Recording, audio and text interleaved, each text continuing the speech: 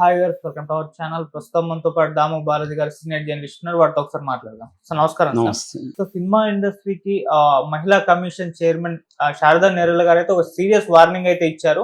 అంటే రీసెంట్ టైంలో కొన్ని సాంగ్స్ చూసుకుంటే మహిళల్ని కించపరిచే విధంగా ఉన్నాయి అని చెప్పేసి, అటువంటి ఇంకోసారి రిపీట్ కాకుండా మీరు బాధ్యతాయుతంగా వ్యవహరించాలని చెప్పేసి ఆమె అయితే సీరియస్ వార్నింగ్ ఇచ్చారు.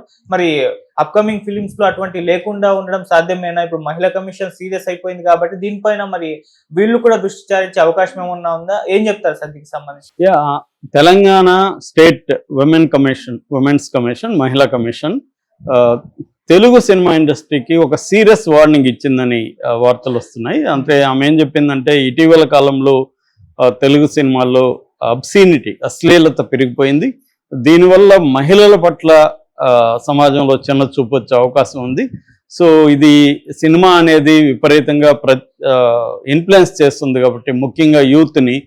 సో ఇటువంటివి మీరు మానుకోవాలి, లేకపోతే నేను సీరియస్గా చర్యలు తీసుకుంటానని ఆమె నేరెళ్ళ శారద ఆమె హుకుం జారీ చేసినట్టుగా తెలుస్తుంది. గత కొంతకాలంగా నేరెళ్ళ శారద ఇక్కడ చాలా యాక్టివ్గా ఉన్నట్టు. మహిళా కమిషన్లో మామూలుగా అయితే వాళ్ళకి ఎవరన్నా కంప్లైంట్లు వస్తే తప్ప పెద్దగా పట్టించుకోరు. కంప్లైంట్లు వచ్చినా, ఎందుకంటే ఇట్లాంటి కమిషన్లు నిజంగా వాళ్ళకి కోరలు ఉండవంటారు. కోరలు లేకుండా ఏవో మాట్లాడడానికి పనికి వస్తాయి తప్ప వాళ్ళు నిజంగా చర్యలు తీసుకుంటారంటే డౌటే అనమాట. సో కానీ ఈమె సీరియస్గా చాలా విషయాల్లో స్పందిస్తున్నది. సో ఇప్పుడు ఈమె చెప్పిన దానికి సంబంధించి ఈమె అసలు ఎందుకు చెప్పింది అనేది ఫస్ట్ విషయం. ఎందుకు చెప్పిందంటే, గత కొంతకాలంగా ముఖ్యంగా పుష్ప 1 నుంచి మనకి స్టార్ట్ అయింది. ఆ తర్వాత పుష్ప 2లో కూడా ఫీలింగ్ సాంగ్ మీద చాలా వ్యతిరేకత వచ్చింది. ముఖ్యంగా సుకుమార్ సినిమాలో ఇలాంటిది పెట్టడం అనేది వ్యతిరేకత వచ్చింది. అట్లాగే బాలయ్య డాకు మహారాజ్ పాట, ఆయన చాలా ఘోరంగా ఒక అమ్మాయిని అక్కడ వెనక నుంచి కొట్టుతా ఉండడం, దాన్నే మళ్ళీ స్టేజ్ మీద కూడా చేయడం, ఇదంతా కూడా డాకు మహారాజ్ మీద కూడా తీవ్ర దబ్బిడ సాంగ్, దాని తీవ్ర వ్యతిరేకత వచ్చింది. అట్లాగే లేటెస్ట్గా అదిదా సర్ప్రైజ్ అనే మన ఒక పాట రాబిన్ హుడ్ నితిన్ శ్రీలీల, ఆ సినిమాలో సాంగ్ కూడా చాలా వ్యతిరేకత. ఈవెన్ నెటిజన్స్ కూడా చాలా విమర్శించారు దాన్ని. శేఖర్ మాస్టర్ చాలా ఘోరంగా తయారవుతున్నాడు ఈ మధ్య అని శేఖర్ మాస్టర్ మీద కూడా అన్నారు. అట్లాగే మిస్టర్ బచ్చన్లో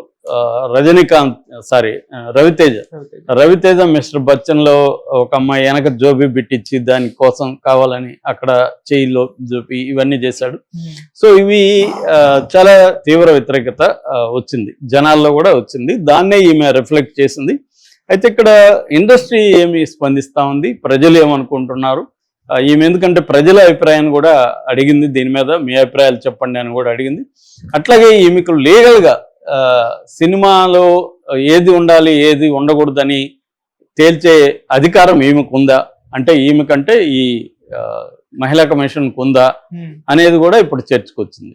ఇందులో రకరకాల అంశాలు ఉన్నాయి. ముందుగా మనం సినిమా ఇండస్ట్రీ రిఫ్లెక్షన్ చూస్తాం. సినిమా వాళ్ళు ఏం చెప్తారని ఏమంటే, మేము ఆల్రెడీ సెన్సార్ ఒకటి ఉంది కదా మాకు, సిబిఎఫ్సి అంటే సెంట్రల్ బోర్డ్ ఉంది కదా ఫిల్మ్ ఇది certification. So central board film certification ఉన్నప్పుడు వాళ్ళు మాకు సర్టిఫికేట్ ఇచ్చిన తర్వాత మీకేం హక్కు ఉంటుంది దీని గురించి మాట్లాడడానికి, మీరెవరు మాట్లాడడానికి అనేది లీగల్ పాయింట్ తీస్తున్నారు. సో లీగల్గా ఆ పాయింట్ కరెక్టే. ఎందుకంటే సిబిఎఫ్సి ఉన్నప్పుడు, central board of film certification ఉన్నప్పుడు వాళ్ళ కోసం ఒక బాధ్యత ఇచ్చారు. దానికి ఒక చట్టం ఉంది, సినిమాటోగ్రఫీ యాక్ట్ 1952 చట్టం ప్రకారం ఈ సెంట్రల్ సెన్సార్ బోర్డు దాంట్లో సెక్షన్ 292 ఐపీసీ కూడా అశ్లీలాన్ని డిఫైన్ చేస్తుంది, ఏది అశ్లీలం అని. సో ఇవన్నీ ఉన్నప్పుడు ఈ మహిళా కమిషన్ ఎందుకు స్పందించింది, మీకు అధికారం లేదు, మీ పర్వీలోకి ఇది రాదు అనేది ఒక వాదన. రెండో వాదన మోరల్ యాంగిల్. సో ప్రతిదీ సినిమా వాళ్ళ మీద ఎందుకు, సిగరెట్లు మానాలంటే సినిమా వాళ్ళే బాధ్యత తీసుకోవాలా, డ్రగ్స్ మానాలంటే సినిమా వాళ్ళే బాధ్యత తీసుకోవాలా, లిక్కర్ మానాలంటే సినిమా వాళ్ళే బాధ్యత తీసుకోవాలి, అదేంటి బెట్టింగ్ యాప్స్ అంటే మళ్ళీ సినిమా వాళ్ళే బాధ్యత తీసుకోవాలి, ప్రతిదానికి సినిమా వాళ్ళే బాధ్యత తీసుకోవాలి. అంటే మేము బతకాలి కదా, మాది ఇది వ్యాపారం, మిగతా గవర్నమెంట్కి డబ్బులు రావాలి, గవర్నమెంట్ లిక్కర్ నుంచి డబ్బులు తీసుకుంటుంది, సిగరెట్ నుంచి డబ్బులు తీసుకుంటుంది, మేము సెన్సార్కి డబ్బులు కడుతున్నాము, అందరికి డబ్బులేమో ట్యాక్సులు కడుతున్నాం, మేము జిఎస్టీలు కడుతున్నాం, మా డబ్బులు మాత్రం కావాలి, మళ్ళీ మాకు ఫ్రీడమ్ లేదు, ఏమి లేదు అనేది ఒక వాదన. రెండో వాదన, ఆల్రెడీ ఫోన్ వచ్చేసి ఉంటే ఇవాళ ఫోన్ తెరిస్తే ఫోన్ వస్తుంది. ఒక పక్క ఓపెన్గా కంప్లీట్ ఫోన్ వస్తే మేమేదో చిన్న చిన్న జాకెట్ కొంచెం అట్టు ఉన్నామని, లేకపోతే ఏదో వెనక టచ్ అయిందని, ఇది మరీ కామెడీగా ఉండలేదా? అసలు ఎవరికైనా వినడానికైనా ఇది ఏమన్నా మీనింగ్ ఉందా? ఒక పక్క న్యూడ్ అన్నీ వచ్చేసి ఆడ పోర్ని చూస్తుంటే, ఇటు పక్క ఏమో చిన్న చిన్నవి ఏదన్నా చూపించినా లేకపోతే చిన్న డైలాగ్ చెప్పినా అయ్యే తీసేయండి అని అంటున్నారు. సో మోరల్ అనేది మాకే వర్తిస్తుందా? మరి ఈ పోర్ని మీరు ఎందుకు ఆపట్లేదు, పోర్ని మీద మీరు ఎందుకు ఉద్యమాలు చేయట్లేదు అనేది వాళ్ళ ప్రశ్న. అది కూడా లాజికల్గా ఉంది. సో ఇది బేసిక్గా వాళ్ళు అడుగుతున్న ప్రశ్నలు. దీనికి సమాధానంగా ఈమెను కానీ లేకపోతే అశ్లీల సోకాల్డ్ సినిమాల్లో అశ్లీల వ్యతిరేకించే వాళ్ళు చెప్పేది ఏంటంటే, సినిమా ప్రభావం బలంగా ఉంటుంది. ఒకటి, సినిమా ఓపెన్గా ఉంటుంది. ఫోన్ అనేది రహస్యంగా చూసుకోవాలి. 100 మంది కూర్చొని ఫోన్ చూడరు కదా ఇండియాలో, రహస్యంగా చూసుకునే విషయం కాబట్టి దీని ప్రభావం ఎక్కువ ఉంటుంది. అందుకని మేము సినిమా మీద ఎక్కువగా స్ట్రెస్ చేస్తాము, ఎందుకంటే సినిమా అనేది ప్రభావం ఎక్కువ ఉంటుంది అని చెప్తున్నారు. దానికి మళ్ళీ వాళ్ళు ఏంటంటే, సినిమా ఏంటి ఇవాళ ఓటీటీ యూట్యూబ్లు మిగతా వచ్చేసిన తర్వాత అమ్మాయిలే ఇండిపెండెంట్గా వాళ్ళని ఎవరు ప్రెజర్ చేయట్లేదు, కానీ వాళ్ళే రకరకాల ఎక్స్పోజ్ చేస్తూ రీల్స్ చేసేస్తున్నారు. అవి లక్షల మంది కోట్ల మంది చూస్తున్నారు. సో అలాగా ఎవరు వాళ్ళు ఇవాళ అశ్లీలం అనే దానికి ఒక డెఫినేషన్ లేకుండా పోయింది. వాళ్ళతో పోలిస్తే మా సినిమాలో మేము చేపించేది అంతా, ఎందుకంటే మాకు రిస్ట్రిక్షన్స్ ఉన్నాయి. Central board of film certification ఉంది. సో ఈ సెన్సార్ బోర్డు ఇవన్నీ దాటుకొని మేము రావాలి. వాళ్ళకి అవేమీ లేవు. రీల్స్ పెట్టే వాళ్ళకి ఏముంటుంది, ఏమీ లేవు. వాళ్ళు ఇష్టం వచ్చినట్టు ఇప్పి చూపిస్తున్నారు. మీరు వెళ్ళి ఇన్స్టాలో ఓపెన్ చేయండి, ఎంత ఘోరంగా ఉన్నాయో, ఫేస్బుక్లో చూడండి. సో వాటికంటే మేము పెడుతున్నాం అనేది ఇది ఎడతెగని వాద వివాదాలు. కాకపోతే ఏంటంటే దీనివల్ల చర్చ, నేను కూడా చాలాసార్లు చెప్తున్నా, సినిమా మీద అనేది 1930s 40s కూడా మా దగ్గర మనస్ ఫౌండేషన్ మ్యాగజైన్స్ ఉన్నాయి. ఆ మ్యాగజైన్స్ ఇదే డిబేట్ అనమాట. అప్పుడు కూడా ఈ అశ్లీల సినిమాలను బ్యాన్ చేయండి అని టైటిల్ కనబడుతుంది. ఇప్పుడు 40s 50s కూడా. అంటే ఈ డిబేట్ ఎప్పుడు కూడా జరుగుతూనే ఉంది చరిత్రలో. ఇవాళ అయితే అది మీనింగ్లెస్ నిజంగా. ఎందుకంటే పోర్న్ వచ్చేసిన తర్వాత సినిమాల్లో అశ్లీలం గురించి మాట్లాడడం మాత్రం కామెడీగానే ఉంటుంది నిజంగానే. ఎందుకంటే ఇదే డబుల్ స్టాండర్డ్స్.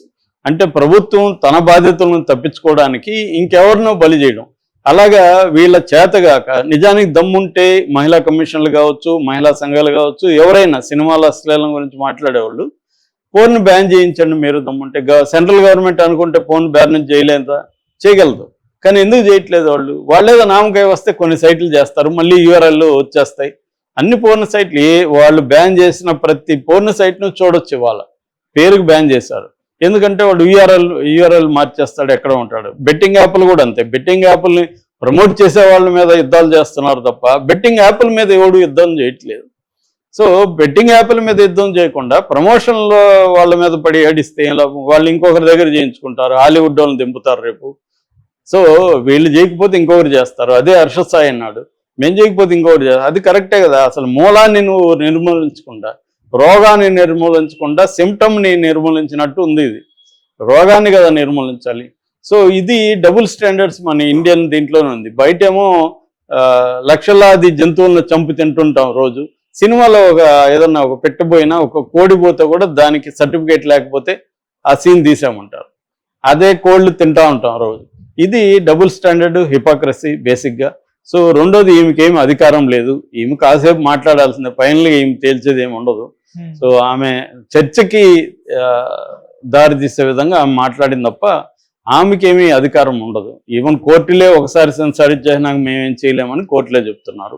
సో ఇవాళ ఇది నిజానికి ఏదో సినిమా మీద మాత్రమే మాట్లాడితే కొంత పాపులారిటీ కాబట్టి పాపులారిటీ వస్తుందని తప్ప అది నిజానికి పెద్ద అశ్లీలం కాదు. కాకపోతే ఏంటంటే స్త్రీలని ఎలా చూపిస్తున్నారన్న చర్చ మాత్రం ఖచ్చితంగా ఉండాలి. ఎందుకంటే స్త్రీలని ఇప్పుడు దబ్బిడిదిబ్బిళ్ళ సాంగ్లో చాలా స్త్రీ అంటే ఆమెను ఏమన్నా చేయొచ్చు అన్నట్టుగా బాలకృష్ణ ప్రవర్తించడం, బచ్చన్లో కూడా అదే. అటువంటి యాంగిల్ డిస్కస్ చేయడం ఖచ్చితంగా అవసరం. అశ్లీలం అనేది కాకుండా స్త్రీలను ఒక ఆబ్జెక్టిఫై చేసి స్త్రీలను ఏమన్నా చేయొచ్చు, మనం మగవాళ్ళకి స్త్రీల బాడీల మీద సర్వ హక్కులు ఉంటాయి అన్న నార్మలైజేషన్ ఆఫ్ సెక్సువలైజేషన్ అంటారు. దీన్ని ఖచ్చితంగా వ్యతిరేకించాలి. దీనివల్ల ఏమవుతుందంటే మగవాళ్ళకి అందరికీ స్త్రీలు అవైలబుల్, వీళ్ళ మనం ఎక్కడన్నా